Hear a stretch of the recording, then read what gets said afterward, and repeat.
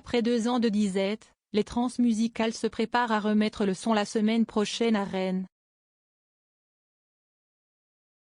La reprise de l'épidémie de coronavirus laisse pourtant encore planer des doutes sur l'organisation du festival, qui se tiendra du 1er au 5 décembre. Depuis le 15 novembre, les concerts debout sont de nouveau autorisés avec des jauges à 100%. Mais l'équipe des Transmusicales préfère toutefois rester prudente. L'évolution de la situation sanitaire reste susceptible d'entraîner localement des restrictions, indiquent les organisateurs dans un communiqué. En toute responsabilité et par mesure de précaution, la direction a donc décidé ce lundi de limiter provisoirement la vente des places au Parc Expo et à l'Oubou en restreignant la jauge à 75%.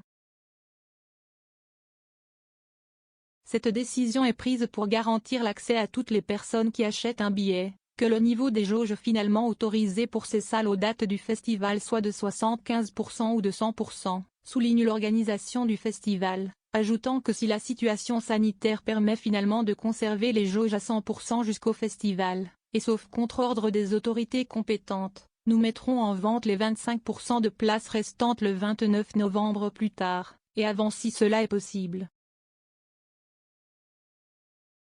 Yann Tiersen ou DJ Pone à l'affiche. Cette suspension temporaire des ventes ne concerne pas par contre les lieux du festival en format assis, l'air libre, le TNB, le Triangle, où la billetterie reste basée sur une jauge à 100%.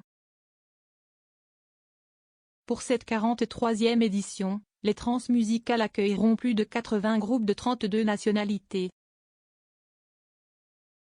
On retrouvera notamment sur scène Yann Tiersen, qui viendra présenter pour la première fois en live son nouveau projet électro, DJ Pone, ancien membre de la Funky Family, ou Arnaud Robotini, qui sera sur scène avec le groupe Cheap House.